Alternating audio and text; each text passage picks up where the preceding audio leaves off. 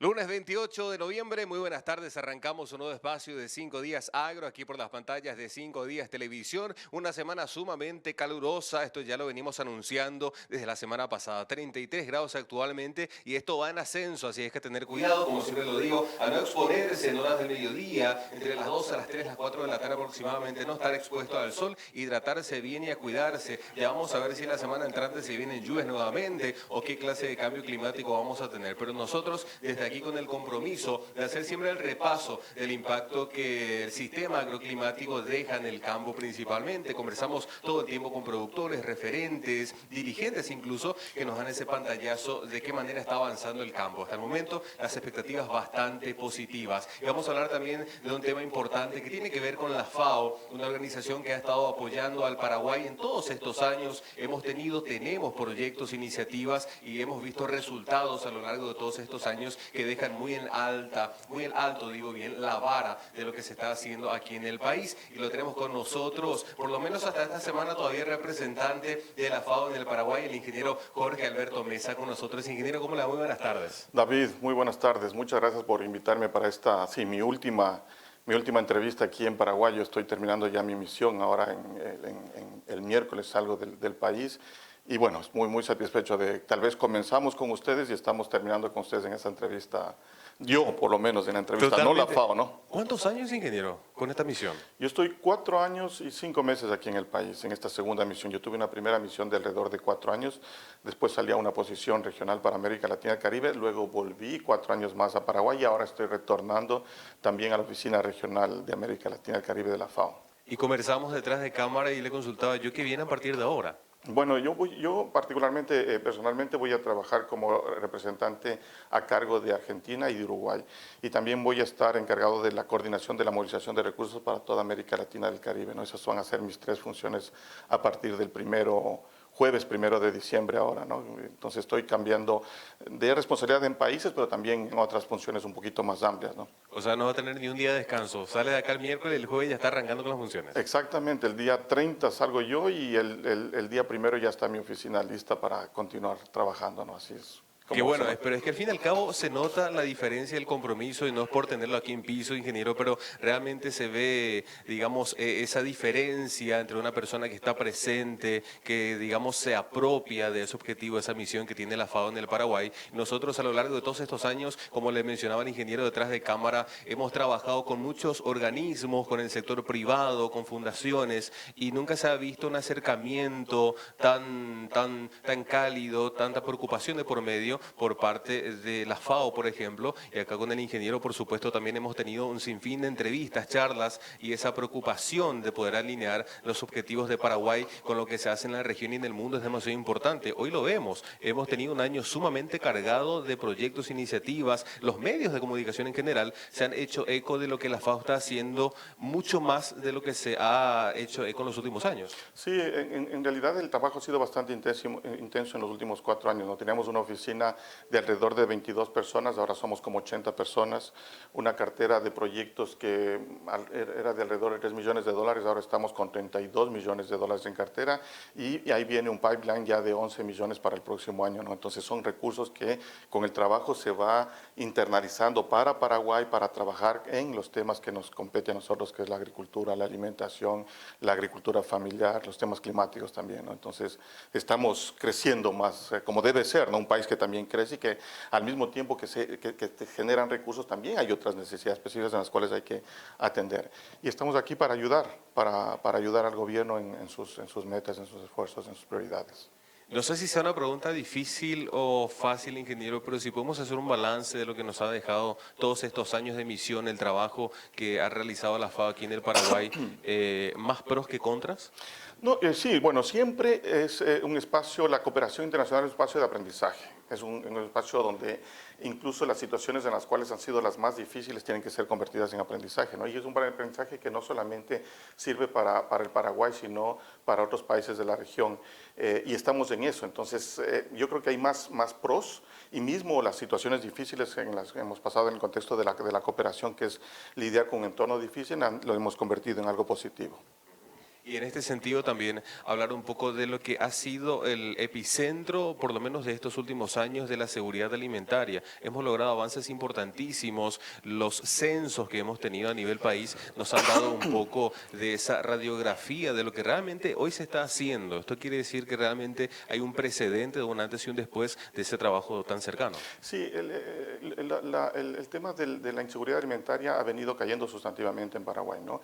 Hay una mayor disponibilidad de alimentos, hay una mejor capacidad adquisitiva de las personas, pero de todas maneras existe una vulnerabilidad aún alta y sobre todo en la población, en los agricultores familiares, que son los que producen los alimentos, ¿no? Donde tenemos que prestar atención. Y lo que siempre hemos dicho, tenemos que romper ese círculo en el cual las personas que nos alimentan, que nos dan seguridad alimentaria, están en una situación de vulnerabilidad. Ese es nuestro gran esfuerzo y en eso tenemos que continuar trabajando para adelante. Y en ese contexto ahora el cambio climático, ¿no? Que genera un ingrediente bastante más fuerte en nuestra misión, en nuestra labor. Ya ahora que lo menciona, recuerdo que conversaba también yo la semana pasada con otros referentes, incluso del Banco Mundial, y yo le comentaba esto a los presentes, que en los últimos años es muy interesante cómo empresas privadas se han puesto la camiseta en términos coloquiales y han empezado a trabajar neta exclusivamente con las pequeñas comunidades indígenas, con la agricultura familiar campesina, dándole ese valor agregado e insertándolos directamente a las cadenas industriales. Esto es algo nunca antes visto. No, es bastante interesante y hay que, como te decía en alguna ocasión, no me gusta hablar del encadenamiento, ¿no? Sino de poder hacer asociaciones y trabajar en complementariedad con los pequeños agricultores y el sector privado. Y es interesante porque recientemente, no te voy a decir el nombre, pero recientemente nos buscó una gran empresa que quería ver cómo nosotros estábamos lidiando con nuestros proyectos, porque quería tomar esa experiencia para su parte y su programa de responsabilidad social en la empresa, ¿no? Entonces ahí tú ves cómo el sector privado comienza a reaccionar en la necesidad de tener una perspectiva social y también preocuparse ya de otros temas como los temas climáticos, ¿no? Que hacen parte. Y en un contexto global donde lo que siempre decía es que la calidad del producto no está dada solamente por el producto, sino por el entorno que hace parte de la producción de ese producto. Entonces ya hay una preocupación industrial, comercial en torno a eso, en tener un producto socialmente y ambientalmente más adecuado, que es parte de la calidad. Sí.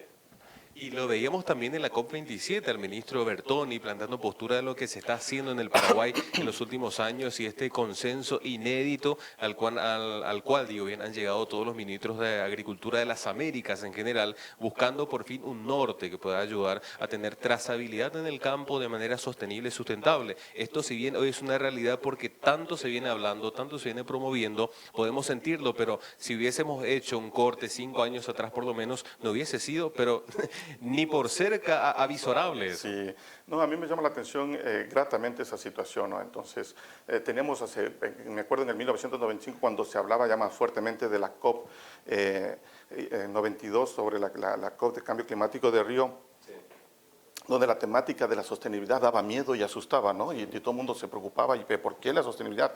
Tenemos que hablar solamente en buenas prácticas, pero no sostenibilidad. Pero cambió sustantivamente y ahora ya hablar de sostenible es una necesidad y preocuparse de sostenibilidad es una necesidad. Y aquí está pasando fuertemente lo mismo, donde ya hay una reacción muy fuerte del sector privado y del sector gubernamental en sentido, no, tenemos que trabajar en sostenibilidad para no solamente los aspectos ambientales y sociales, sino para poder preservar nuestro propio negocio, un contexto amplio mundial que tiene otro tipo de exigencias.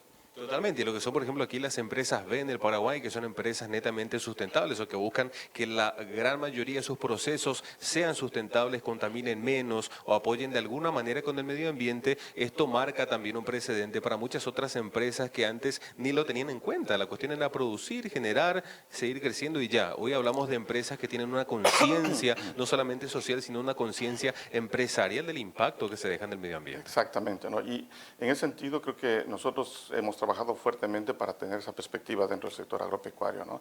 En traer los temas ambientales, los temas climáticos dentro del sector agropecuario y los temas sociales, no solamente el tema económico, productivo y de calidad del producto, sino una serie de otros factores que hacen parte del producto y de la producción. En eso estamos.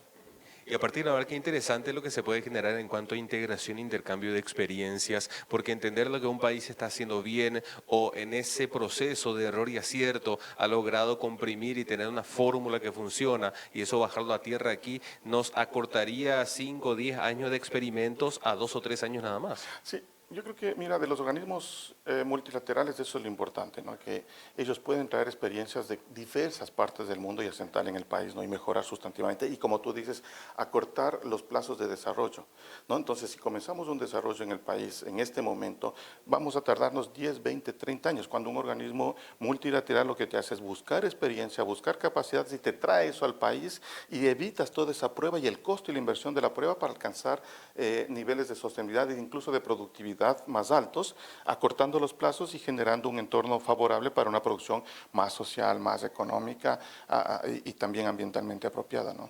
Eso es sumamente importante. Ahora, no sé si le hago una pregunta compleja otra vez porque nunca está bien comparar, pero Paraguay está a la altura de lo que se viene haciendo en otros países, se ha puesto la camiseta y se ha logrado el objetivo principal.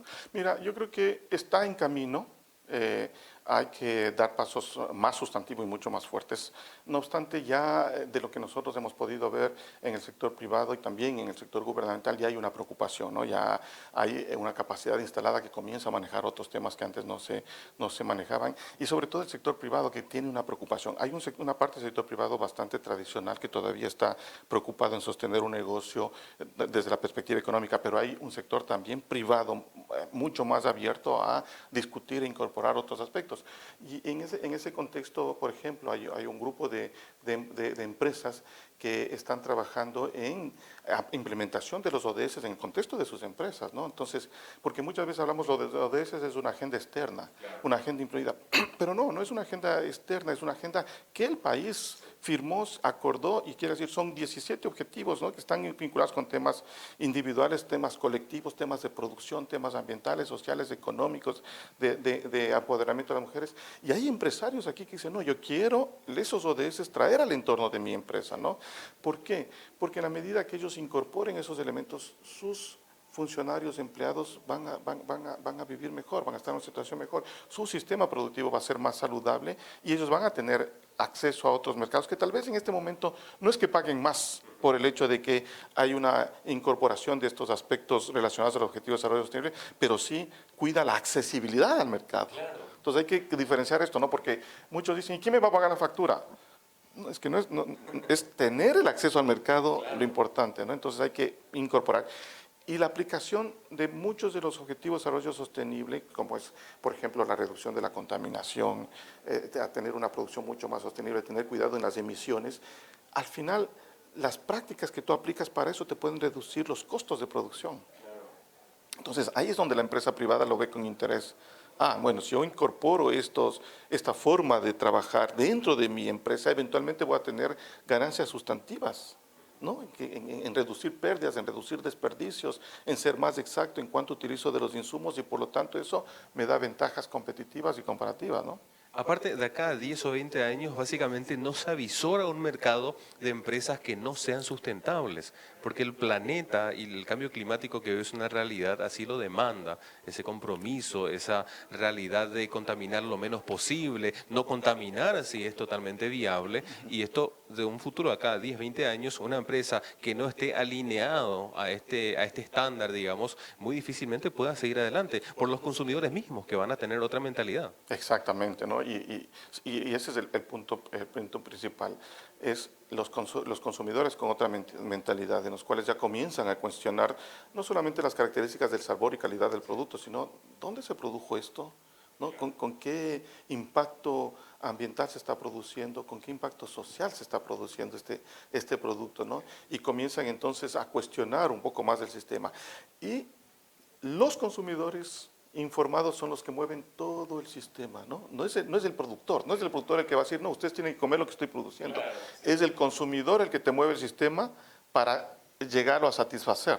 Entonces eso hay que entender claramente, ¿no? Porque muchas veces tú ves en las discusiones que se tiene el productor, dice, no, pero es que mi producto es este y voy a ponerlo acá, no sé qué, está bien, él tiene el derecho a poner el producto como quiere, pero es el consumidor el que va a orientar eso. Claro, hay una gran proporción todavía de la población que no tiene esa capacidad analítica de buscar un producto con todas esas características, pero paulatinamente se va hacia allá, ¿no? Entonces, Se ve en otros continentes, Europa, Norteamérica, Paraguay, si bien tiene un ínfimo porcentaje incipiente, por lo menos ya tenemos ese ínfimo porcentaje, a diferencia de no tener nada, y vemos cada vez consumidores más inteligentes que se paran en una góndola, miran información nutricional de un exactamente. producto. Eso antes era Sí. cuestión de casos Sí, contados.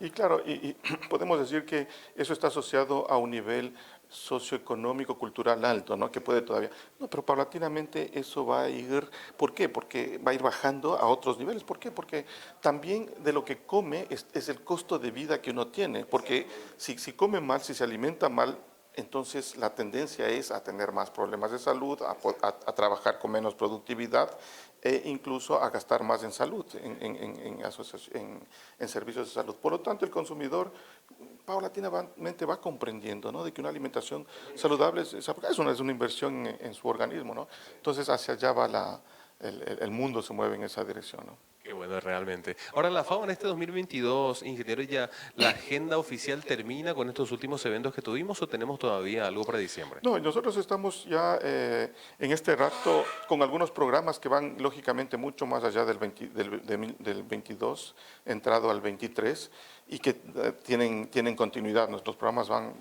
tienen continuidad. La agenda más mediática, lógicamente que tenemos que dar un corte, evaluar, reorientar, redefinir, ¿no? Entonces, hemos estado conversando al interior de FAO de que tenemos que paulatinamente tener una comunicación un poco más tecnificada, técnica, ¿no? Pero un lenguaje que todo el mundo comprenda, ¿no? Entonces, pasar mucho de la información de lo que se está haciendo a la información de los resultados que estamos haciendo y después pasar hacia cómo estamos alcanzando esos resultados, ¿no? Traer la parte metodológica de conocimiento a la comunicación, pero en un lenguaje que comprenda la mayor parte de la población. En ese sentido, ahora al corte al 2022, en términos generales, como te decía, comunicacionalmente ha sido muy bueno y también en el sentido del trabajo, los programas y proyectos que tenemos una cartera grande de proyectos, ¿no? Ya para el 2023 queremos continuar con nuestro trabajo de manera mucho más intensa, en la cual queremos ampliar el número de beneficiarios de los programas que tenemos fuertemente, ¿no? Entonces, es nuestro objetivo. Y esto marca un precedente de que el próximo equipo que se vaya consolidando tiene que seguir el mismo ritmo y no bajar la vara. Sí, no, es que básicamente también nuestra organización internamente ha cambiado sustantivamente en cómo nos evaluamos, ¿no? Entonces ya no nos evaluamos solamente por lo que hacemos, sino por los resultados. Y muchas veces es interesante porque si bien no depende directamente de nosotros trabajamos con el tema de alimentación y con el tema de lucha contra el hambre, ¿no? Entonces el indicador del hambre en un país también te da la medida, bien o mal, del esfuerzo que está poniendo la FAO en apoyar al gobierno para eso. Podemos decir que no es nuestra responsabilidad directa, pero la forma como nos evalúen van a ser resultados. Entonces, ¿qué hemos hecho nosotros en apoyo al país para cambiar esa situación? Entonces, en ese sentido, la vara para todos se va levantando, ¿no? Ya es cada vez, los países cuestionan más sobre, muy bien, efectivamente, cómo están apoyando a los organismos multilaterales y cuáles son los resultados prácticos que se obtienen, ¿no? No solamente en lo que se hace, sino en qué resultado. Entonces, la vara para todos va para arriba, ¿no? Definitivamente, y esta clase de difusión que hacemos del trabajo que lleva adelante la FAO es importante para el televidente, que no solamente se vuelve partícipe de lo que se está realizando, sino que cada vez entiende más, cada vez se vuelve más consciente y se vuelve actor y autor también de las acciones que se llevan a cabo. Hablamos de los ODS, son 17, qué difícil abarcar todo, pero hay empresas que dicen, ok, voy a centrarme en un solo ODS y voy a tratar de cumplirlo al 100%, y ese es un camino totalmente factible. Claro, desde nuestra perspectiva y porque es nuestro mandato, el ODS más importante donde tenemos que enfocarnos es el 1 y el 2, ¿no? El 1 es acabar con la pobreza y el 2 acabar con el hambre, que son dos caras de la misma moneda. Y sobre la base de eso ir construyendo el resto, ¿no? Nadie puede informarse, nadie puede producir si tú no tienes satisfecho esas dos cuestiones. Esperemos que en algún momento más adelante ese sea un problema viejo para la humanidad, ¿no? O sea, pensar en que había una humanidad donde había gente pobre y con hambre, o bueno, con hambre, debería estar como algo muy lejano, ¿no? Porque hay suficientes alimentos para todos, ¿no? Y todavía tenemos un importante porcentaje de incidencia de gente que está pasando hambre hoy, un contraste, una paradoja Sí. muy llamativa la que tenemos, un gran desafío. Yo creo que Por eso, en una reunión que tuvimos con algunas autoridades altas, yo les decía, mira, el tema de la seguridad alimentaria y nutricional no pasa solo por producir alimentos, ¿no? Producir alimentos es importantísimo, pero además que esos alimentos estén disponibles a lo largo del tiempo, es importante. Pero además de eso, que la gente tenga el acceso económico a los alimentos. Y finalmente que los alimentos sean utilizados de una manera nutricionalmente apropiada. Entonces, todos esos 4 elementos configuran seguridad alimentaria. No es solamente producir alimentos. Entonces, si fuera solamente producir alimentos, no habría inseguridad alimentaria en Paraguay, porque produce muchos alimentos. Entonces, la preocupación, muy bien, podemos decir, agricultura lo está haciendo bien, está produciendo alimentos, ¿no? Ahora hay que ver, lógicamente, en qué medida los que producen alimentos están en una situación de seguridad alimentaria. Pero bueno, estamos produciendo alimentos. ¿Y qué pasa con los otros pilares, ¿no? El tema de la disponibilidad constante de alimentos, que tiene que ver con temas cambios climáticos, disrupciones en el mercado. También hay que cuidar eso. Y el acceso físico, económico a los alimentos, o sea, que las personas tengan recursos para comprar los alimentos. De ahí vienen otras carteras de Estado como el Ministerio del Trabajo, ¿no? Para que el mínimo vital sea el que sirva por lo menos para alcanzar una canasta básica más otras necesidades específicas. El tema de la parte nutricional, que es el 4º pilar, donde el Ministerio de Educación es importante en mostrar a los niños cómo se debe alimentar apropiadamente. El Ministerio de Salud, el Instituto Nacional de Alimentación, que tiene que hacer que la población comience a ser alfabeta en cuanto a nutrición, ¿no? Saber para qué sirve el alimento, qué es bueno comer, qué no es bueno comer, con qué medida comemos, ¿no? Es demasiado importante esa sinergia que se dé entre todas las partes que conforman, no solamente el sector público, estatal, sino el privado también, porque el compromiso del ámbito privado hemos visto también que ha dejado un sinfín de resultados demasiado beneficiosos para todos en general, a nivel socioeconómico, cultural también, ¿por qué no? Porque hay empresas que tienen ese compromiso social muy arraigado. Ingeniero, vamos culminando 2022 entonces, que ha estado cargado de desafíos, ha sido, digamos, una serie de años que lo han traído hasta aquí, lastimosamente su última semana de forma presencial, pero yo ya lo comprometí al ingeniero detrás de cámara a seguir conversando de forma virtual, a que nos comente un poco de su agenda de ahora en adelante. Ha sido un placer tenerlo David, aquí con muchas nosotros, gracias. desearle muchísimos éxitos y, como yo siempre digo, esperando que no sea la última entrevista, quiero pedirle un mensaje, que pueda dejarnos un pequeño mensaje para el televidente, para la audiencia que nos acompaña desde el otro lado. Bueno, yo creo que el mensaje que puedo dar después de largos años de trabajo en Paraguay es que tenemos que continuar siendo solidarios, ¿no? Solidarios en el sentido de no pensar que el entorno que vemos, esa es la realidad del país. Hay un país con varias realidades y tenemos que preocuparnos de aquellos que están en la peor situación, en la peor realidad, en el peor escenario. Y eso implica, esa preocupación implica abrir manos a veces de lo que uno demanda y pide para pedir por los otros, ¿no? Y en ese sentido tenemos población, como tú decías, vulnerable en el país, a la cual debemos atender. Eventualmente eso va a implicar que como sociedad comencemos a tener otros focos en personas en la situación de vulnerabilidad, y que usemos nuestro esfuerzo también para ayudar a esas personas. Si todos pudiéramos tener un mínimo de salud, de alimentación, de educación en un país básico, de calidad, toda la nación va a salir adelante. Estoy seguro que va a ser un éxito para todos. No solamente cómo yo vivo o sobrevivo o cómo yo está bien, sino si todos salimos, todos vamos a estar bien, estoy seguro. Excelente mensaje, realmente, ingeniero. Nos quedamos con eso una vez más, desearle éxitos y, como siempre digo, esperando que nos sea la última entrevista. Muchas gracias, David, te agradezco mucho. Bien, con esto, momento de hacer la pausa. 17:23. Usted no se desperanta, tenemos 33 grados actualmente. A la vuelta seguimos compartiendo e informando mucho más aquí por las pantallas de 5 Días Televisión.